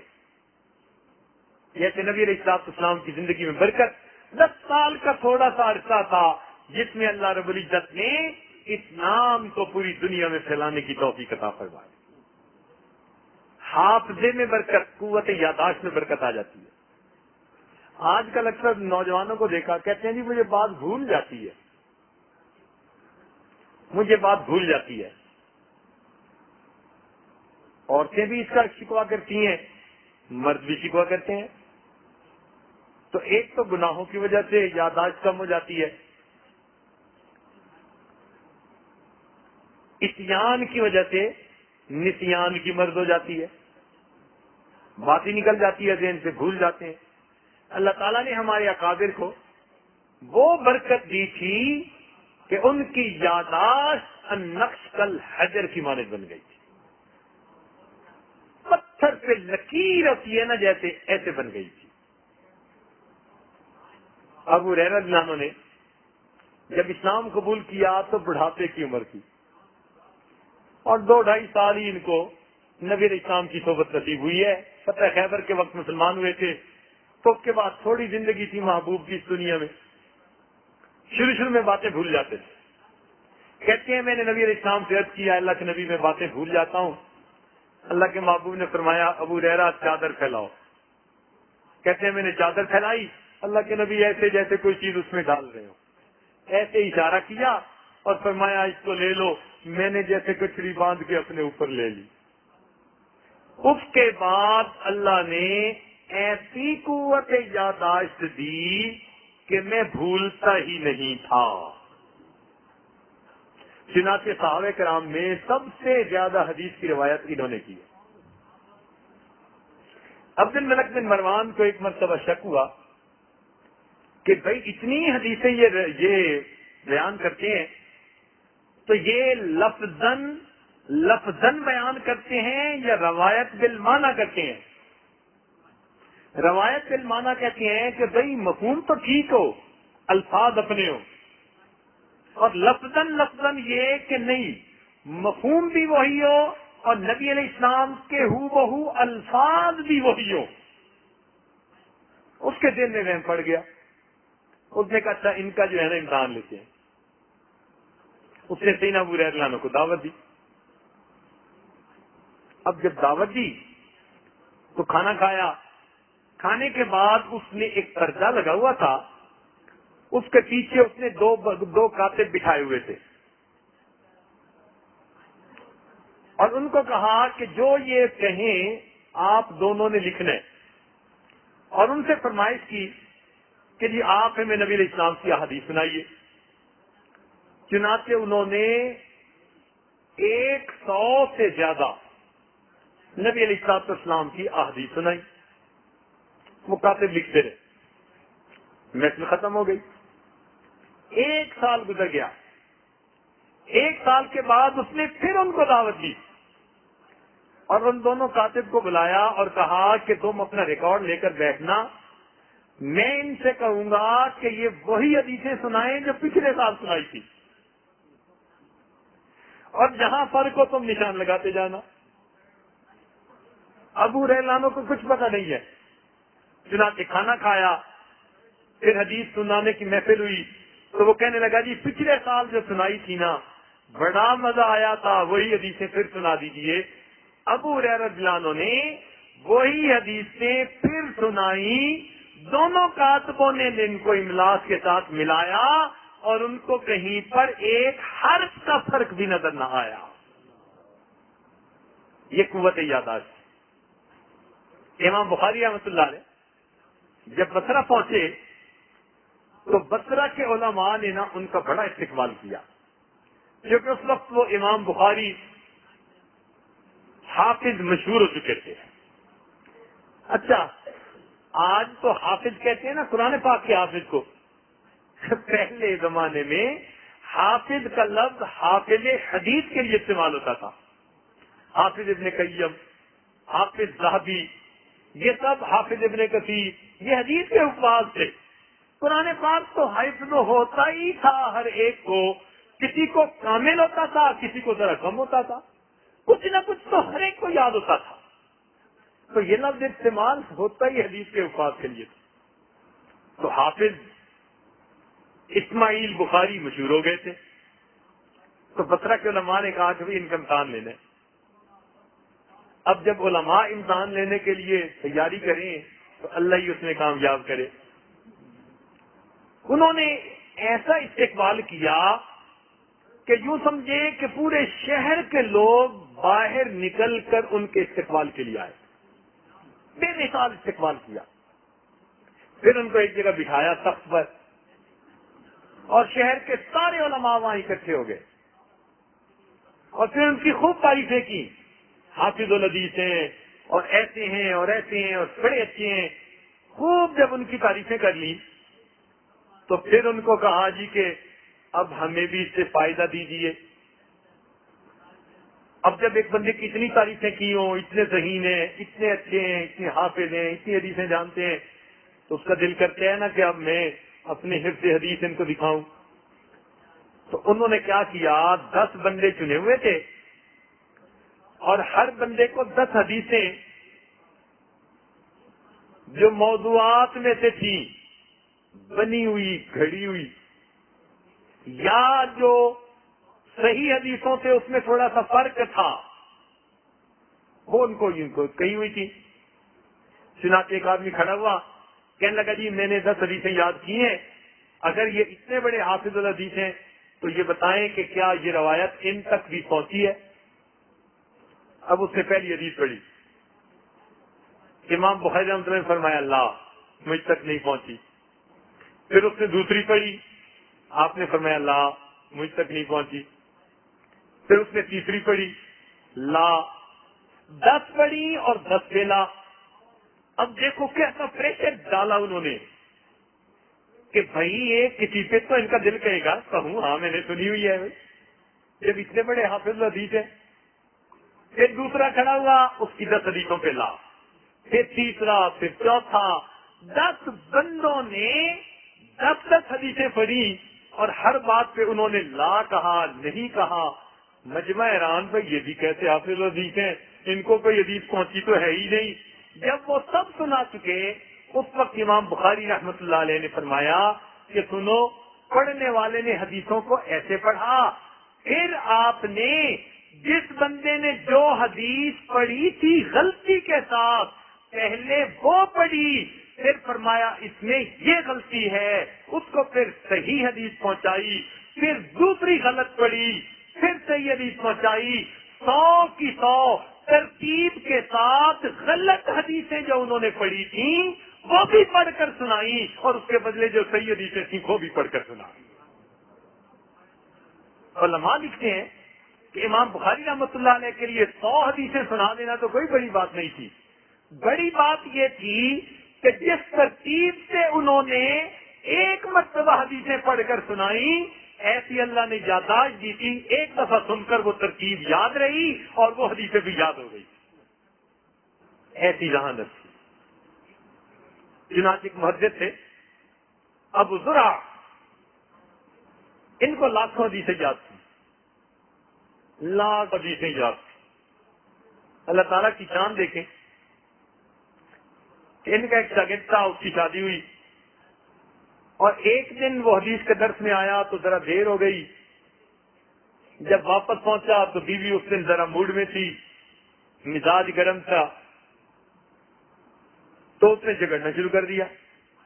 بیٹھے رہتے ہیں، وقت ضائع کر کے آ جاتے ہیں، ہم تو بندے ہی نہیں، انتظار کرتے ہیں، بھوک لگی ہوئی تھی، کھانا کھانا تھا، یہ تو باتیں ہوتی ہیں. اس نے کہا بھائی میں وہاں ایسے ہی تو نہیں وقت ضائع کرنے گیا، میں علم حاصل کرنے گیا ہوں. وہ کوئی زیادہ ہی ناز میں تھی، غصے میں آ کے کہنے لگی تیرے استاد کو کچھ نہیں آتا، تو وہاں جا کے کیا سیکھے گا. اب جب اس نے یہ لفظ کہہ دیا کہ تیرے استاد کو کچھ نہیں آتا، تو وہاں جا کے کیا سیکھے گا، تو نوجوان تھا اور لگتا ہے کہ اس کو بھی کوئی آج کل کا دماغ ملا ہوا تھا. اس نے بھی فوراً کہہ دیا اچھا اگر میرے استاد کو 1,00,000 حدیثیں یاد نہ ہو تو پھر تجھے 3 طلاق ہے. لو، اب رات تو ذرا گرمی سردی میں گزر گئی. صبح اٹھ کے بیوی کو بھی فکر کہ کہیں طلاق ہی نہ واقع ہو گئی ہو. تو بیوی نے پوچھا کہ جی وہ کیا بنا طلاق کا. اس نے کہا بھائی مشروط تھی تو میں حضرت سے پوچھتا ہوں، اگر تو ان کو 1,00,000 حدیثیں یاد تو طلاق نہیں ہوئی ورنہ ہو گئی. اب وہ پہنچا اپنے استاد کے پاس، ان کو بتایا کہ حضرت بس مجھ سے غصے میں یہ بات ہو گئی، اب بتائیں کہ میری بیوی کو طلاق واقع ہوئی یا نہیں ہوئی. آپ کو 1,00,000 حدیثیں یاد ہیں یا ایسے ہی میں نے بات کر دی. تو امام ابو زرع مسکرائے اور فرمانے لگے جاؤ میاں بیوی کی طرح زندگی گزارو، 1,00,000 حدیثیں مجھے اس طرح یاد ہیں جس طرح لوگوں کو سورہ فاتحہ یاد ہوتی ہے. 1,00,000 حدیثیں مجھے اس طرح یاد ہیں جس طرح لوگوں کو سورہ فاتحہ یاد ہوتی ہے. کہتے ہیں کہ ان کو 2,00,000 حدیثیں یاد تھی. صرف قرات سے متعلقہ 40,000 حدیثیں یاد تھی، صرف قرات سے متعلقہ. اللہ، تو دیکھیے پھر اللہ تعالیٰ نے ان کو کیسی ذہانت دی تھی. یہ تقوی کی وجہ سے، نیکی کی وجہ سے ہوتا ہے. اللہ رب العزت بندے کو پھر ایسی فوٹوگرافک میموری عطا فرما دیتے ہیں. اور جب انسان گناہ کرتا ہے تو پھر اللہ تعالیٰ مت بھی مار دیتے ہیں، ذہانت چھین بھی لیتے ہیں. یہ برکت اللہ تعالیٰ گھر میں بھی دیتے ہیں، کاروبار میں بھی دیتے ہیں، اولاد میں بھی دیتے ہیں. اولاد میں برکت کا کیا مطلب کہ اولاد آنکھوں کی ٹھنڈک بن جاتی ہے، نیک بنتی ہے، محنتی بنتی ہے، بندے کا دل خوش ہوتا ہے اولاد کو دیکھ کے. کاروبار کا کیا مطلب؟ یہ نہیں کہ وہ کروڑوں پتی بن جاتا ہے. مطلب یہ ہوتا ہے کہ جتنا کام کرتا ہے اس کی ضروریات پوری ہوتی ہیں، اس نے کسی کا دینا نہیں ہوتا، پریشانی نہیں ہوتی. یہ کاروبار کی برکت ہے. اچھا آگے، چونکہ فائدے تو بہت ہیں اور آج وقت بھی کافی ہو چکا، لہذا اب آگے کچھ فائدے ویسے ہی گن دیتے ہیں. اب ان کی مثالیں تو آپ کچھ پہلے سے جانتے ہوں گے، کچھ علماء سے پوچھ لیں گے. تیسرا یہ کہ اس نیکی کے عمل کی وجہ سے اللہ تعالیٰ اس کی پریشانیوں کا ازالہ فرما دیتے ہیں. چنانچہ آپ دیکھیں گے نا اللہ والوں کو تو ان کے اندر بے چینی نہیں ہوگی. کوئی پریشانی آئے گی بھی نا تو ان کو بے چین نہیں کرے گی. اللہ تعالیٰ کام سنوار دیا کرتے ہیں. کوئی بھی مصیبت میں پھنسے اللہ تعالیٰ اس میں سے راستہ نکال دیتے ہیں. قرآن مجید میں اللہ تعالیٰ فرماتے ہیں وَمَن يَتَّقِ اللَّهَ يَجْعَل لَّهُ مَخْرَجًا وَيَرْزُقْهُ مِنْ حَيْثُ لَا يَحْتَسِبُ. اللہ تعالیٰ اس کے لیے راستہ نکال دیتے ہیں، ایسی طرف سے رزق دیتے ہیں جس کا اس کو گمان بھی نہیں ہوتا،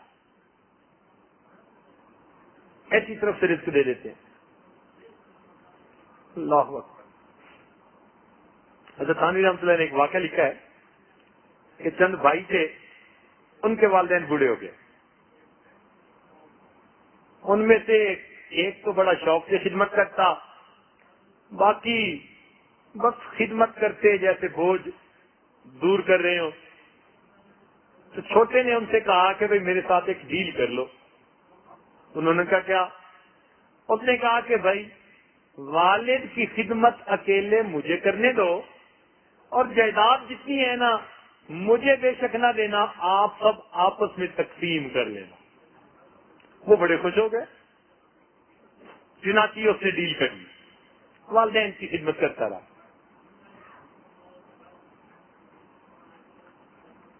والدین آخر دنیا سے چلے گئے۔ اب اس کو رزق کی کافی پریشانی رہتی تھی۔ ایک دن اس نے خواب دیکھا کہ کوئی کہنے والا کہہ رہا ہے فلاں پتھر کے نیچے 3 دینار ہیں، آپ جاؤ تو ان کو 30 دینار ہیں، جاؤ لے لو۔ اس نے پوچھا ان میں برکت ہے؟ کیونکہ اس کی ماں ہمیشہ اس کو دعا دیتی تھی اللہ اس کو برکت والا رزق عطا فرما، تو اس کو بات یاد رہ گئی تھی کہ میری امی مجھے دعا دیتی تھی۔ اس نے کہا برکت ہے؟ اس نے کہا برکت نہیں ہے۔ اس نے کہتے میں نہیں لیتا۔ آنکھ کھل گئی، صبح اٹھے تو اس نے خواب بیوی کو سنایا۔ اب بیویاں تو ماشاء اللہ کی ولیاں ہوتی ہیں۔ اس نے کہا بے شک تم نہ لینا، جا کے دیکھو پڑے ہوئے ہیں یا نہیں پڑے ہوئے۔ انہوں نے کہا جب میں نے لینے نہیں تو میں نے جانا بھی نہیں۔ خیر اگلی دفعہ اس نے پھر خواب دیکھا، کسی نے کہا بھائی اگر تم جاؤ تو تمہیں 20 دینار رہ گئے وہاں، وہ تمہیں مل جائیں گے۔ انہوں نے کہا برکت ہے؟ انہوں نے برکت نہیں، کہتے نہیں میں لیتا۔ اگلے دن بیوی کو کہا تو بیوی نے کہا دیکھو میں نے کہتی تھی کہ کل ہی لے لیتے، چلو آج ہی جا کے لے آؤ، 30 نہ صحیح تو 20 صحیح۔ انہوں نے کہا میں نہیں جاتا، برکت نہیں۔ چنانچہ اگلے دن 10 ہو گئے، حتیٰ کہ اس سے اگلے دن اس کو خواب آیا کہ بھئی اس کے پیچھے 1 دینار ہے، اگر چاہو تو لے لو۔ اس نے کہا برکت ہے یا نہیں؟ اس نے کہا ہاں اس دینار میں برکت ہے۔ یہ اٹھا اس نے بیوی کو بتایا کہ میں جا رہا ہوں لینے کے لیے۔ بیوی نے کہا 40 یا 30 چھوڑ دیے، 1 لینے جا رہا ہے، یہ بھی کوئی عقل مندی ہے والا۔ خیر وہ گیا اور اس نے 1 دینار لے لیا۔ اب جب راستے میں لا رہا تھا تو اس کو خیال آیا کہ بیوی تو غصے ہو رہی تھی کہ تم نے نقصان کر لیا اور یہ ہے اور وہ ہے، چلو بھائی مچھلی لے چلتے ہیں تو بیوی کو آج دیں گے، وہ پکائے گی تو خوش ہو جائے گی۔ اس نے راستے سے مچھلی خریدی۔ حضرت لکھتے ہیں کہ جب وہ مچھلی لے کے گھر آیا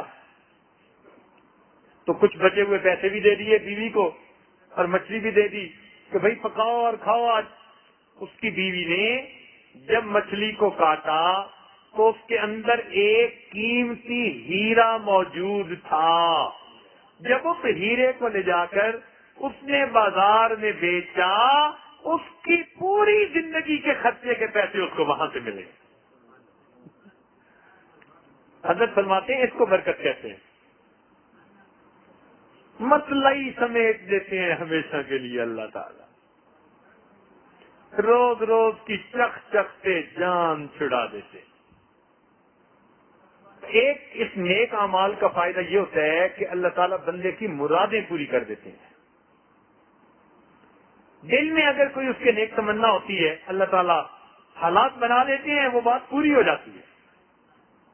قرآن مجید میں اللہ تعالیٰ فرماتے ہیں وَمَن يَتَّقِ اللَّهَ يَجْعَل لَّهُ مِنْ أَمْرِهِ يُسْرًا، جو تقوی اختیار کرتا ہے اللہ تعالیٰ اس کے کاموں میں آسانیاں کر دیتا ہے۔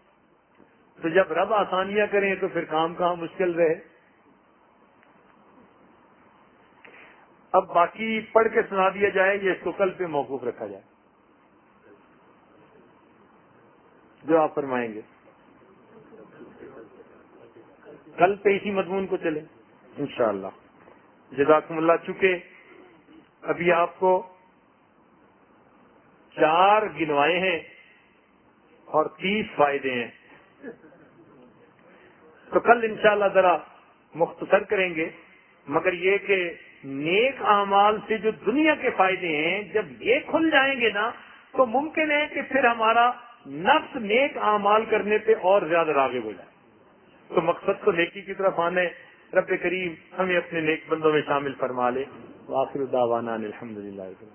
میرا دل مچل رہا ہے تیری یاد میں الہی، تیرے نام نے تو دل میں ایک آگ ہے لگائی.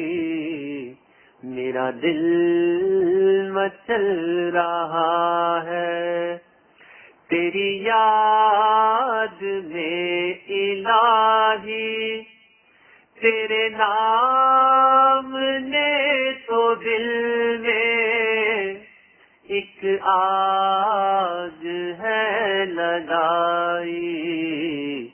میرا دل مچل رہا ہے تیرا در تو تیرا در ہے، تیرے در کے ایک گدا نے، تیرا در تو تیرا در ہے، تیرے در کے ایک گدا نے دنیا دو کی عظمت میرے دل سے ہے مٹائی. میرا دل مچل رہا ہے تیرے حسن پر میں قربان، تیری نیم سی نگاہ نے، تیرے حسن پر میں قربان، تیری نیم سی نگاہ نے میرے دل کی اجڑی بستی ایک پل میں ہے بسائی. میرا دل مچل رہا ہے تیرے حسن پر میں قربان، تیری نیم سی نگاہ نے، تیرے حسن پر میں قربان، تیری نیم سی نگاہ نے میرے دل کی اجڑی بستی ایک پل میں ہے بسائی. میرا دل مچل رہا ہے میں تیری نوازشوں پر حیران ہو رہا ہوں، میں تیری نوازشوں پر حیران ہو رہا ہوں. قاری نے مجھ کو صورت رحمان ہے سنائی. میرا دل مچل رہا ہے تیرے عاشقوں میں جینا، تیرے سنگ در سے مرنا، تیرے عاشقوں میں جینا، تیرے سنگ در پہ مرنا. میں یہی سمجھ رہا ہوں تیرے در کی ہے رسائی. میرا دل مچل رہا ہے میری زندگی زندگی کا حاصل تیری یاد بن گئی ہے، میری زندگی کا حاصل تیری یاد بن گئی ہے، تیرے وصل کی تمنا میرے دل میں ہے سمائی، میرا دل مچل رہا ہے تیری یاد میں الہی، تیرے نام نے تو دل میں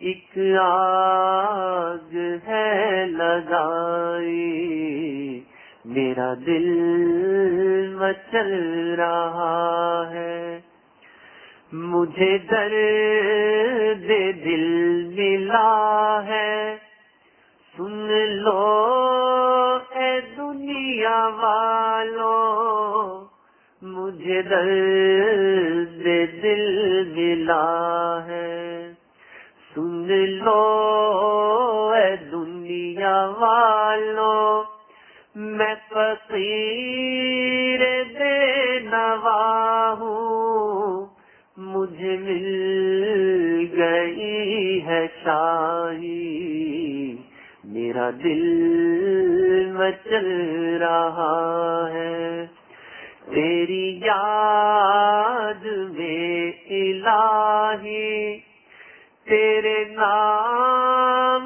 نے تو دل میں ایک آگ ہے لگائی، میرا دل مچل رہا ہے۔ تھوڑی دیر کے لیے مراقبہ کر لیجیے، آنکھوں کو بند کر لیجیے، سر کو جھکا لیجیے، دنیا اور جو کچھ دنیا میں ہے اس سے ہٹ کٹ کے اللہ رب العزت کی ذات میں ڈوب جائیے۔ انسان جب اپنے اندر جھانکتے ہیں اسے اپنی اصل تصویر نظر آتی ہے، اپنے من کے دریچے کو کھولیے، اپنی اصل تصویر کو دیکھیے۔ لا الہ الا اللہ محمد رسول اللہ، دعا کر لیجیے۔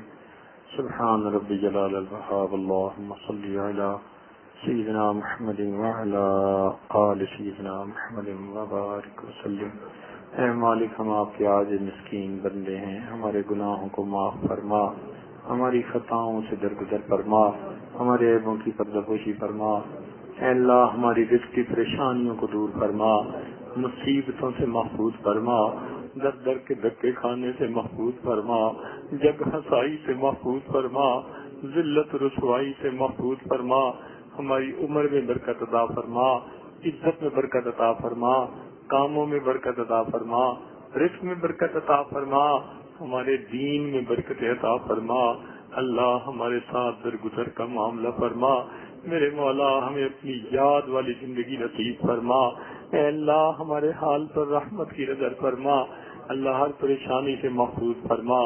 اللہ تو ہمارا مددگار بن جا، اللہ تو ہمارے کاموں کا کفیل بن جا۔ رب کریم، اپنی رحمت کی نظر ہم پر فرما۔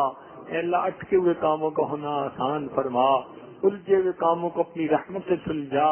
اے اللہ، اپنے پسندیدہ بندوں میں شامل فرما۔ پوری دنیا میں جہاں جہاں مسلمان پریشان ہیں، اللہ سب کی پریشانیوں کو دور فرما۔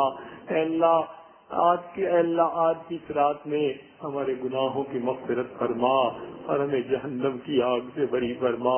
اے اللہ، یہ جہنم کی آگ سے خلاصی کا اشرا ہے میرے مولا۔ اب تو رمضان کے دن بھی ختم ہونے کے قریب ہیں، اللہ رحمت فرما دیجئے، ہمیں گناہوں سے معاف فرما دیجئے، آج کی رات میں ہماری بخشش فرما دیجئے، اللہ کرم کا معاملہ فرما دیجئے۔ جو بھی نیک تمنائیں ہیں دلوں کی ان کو پورا فرما، جن دوستوں نے دعاؤں کے لیے کہا ان کی بھی نیک حاجات کو پورا فرما، جو گھر بار کی طرف سے پریشان ان کی پریشانی کو دور فرما، جو کاروبار کی طرف سے پریشان ان کی پریشانی کو دور فرما۔ اے اللہ، جو صحت کی طرف سے پریشان ان کی پریشانی کو دور فرما، جو قرضے کے لیے پریشان ان کی پریشانی کو دور فرما۔ جو اولاد کی طرف سے پریشان ان کی اولادوں کو نیکوکار بنا، فرما بردار بنا، ماں باپ کی آنکھوں کی ٹھنڈک بنا۔ اے اللہ نیک مرادوں کو پورا فرما، عزتوں بھری زندگی نصیب فرما، آزمائشوں سے محفوظ فرما، امتحانوں سے محفوظ فرما۔ اللہ اپنی رحمتوں کا سایہ نصیب فرما۔ پروردگار عالم جو آپ سے نبی صلی اللہ علیہ وسلم نے خیریں مانگی سب خیریں ہمیں بھی نصیب فرما، جن شرور سے پناہ مانگی ہمیں بھی پناہ عطا فرما۔ اللہ ہماری ان دعاؤں کو اپنی رحمت سے قبول فرما۔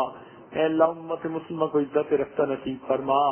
پوری دنیا میں جہاں جہاں مسلمان پریشان ہیں اللہ سب کی پریشانیوں کو دور فرما۔ اے اللہ خیر کے فیصلے فرما، ہدایت کی ہواؤں کو عام فرما۔ صلی اللہ تعالی علی حبیبہ سیدنا محمد وآلہ واصحابہ اجمعین برحمتک یا ارحم الراحمین۔